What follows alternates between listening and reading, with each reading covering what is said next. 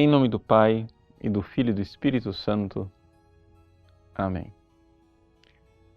Meus queridos irmãos e irmãs, o Evangelho de hoje, tirado do capítulo 5 de São João, Jesus entra numa polêmica com os judeus a respeito do repouso no sábado. De fato, Jesus acaba de curar um homem que estava doente há 38 anos e ali ele fez esse prodígio, esse sinal no sábado.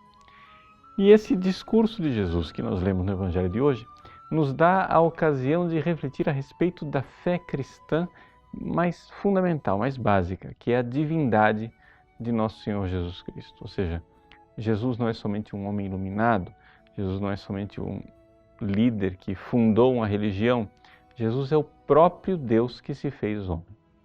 Agora, essa doutrina, que é a doutrina fundamental do cristianismo, é exatamente ela que é mais contestada no mundo atual. Por quê? Por uma razão muito simples. Nós estamos num mundo em que se planeja fazer uma união de todas as religiões e colocando-as todas no mesmo nível. Ou seja, as religiões são todas importantes, cada uma dessas religiões, segundo dizem, colhe um aspecto da verdade de Deus. Então, digamos assim, Deus é tão grande, tão difícil, tão inacessível, que a mente humana não é capaz de captar toda a sua verdade. Então, as várias religiões captam pedacinhos dessa verdade. É a famosa parábola do elefante e dos cegos. 5 cegos que nunca viram um elefante, de repente vão lá ter a sua experiência do elefante. Não é? Um vai e abraça a pata do elefante e diz: o elefante é como uma coluna. O outro abraça a tromba do elefante e diz: que nada, parece uma coisa esponjosa, como uma mangueira. O outro abraça a cauda do elefante e diz que nada, o elefante é como se fosse um pequeno chicote com um pompom na ponta. O outro abraça a presa do elefante, o marfim, e ali ele diz: não, o elefante é duro, rígido, vocês estão todos errados. O outro abraça a orelha do elefante e diz que o elefante é como um couro. E assim começam a brigar entre si os 5 cegos, cada um colheu um aspecto do elefante. Na verdade, nenhum deles está errado, o elefante é tudo isso, mas é muito mais do que tudo isso. Então, essa ideologia conciliadora das várias religiões dizem: o cristianismo ele colhe um aspecto de Deus, o islamismo um outro aspecto, o budismo outro aspecto, o shintoísmo outro aspecto. E nenhuma das religiões precisa se degladiar uma com a outra, porque são todas verdadeiras, cada uma acolheu um aspecto de Deus. Mas existe um problema.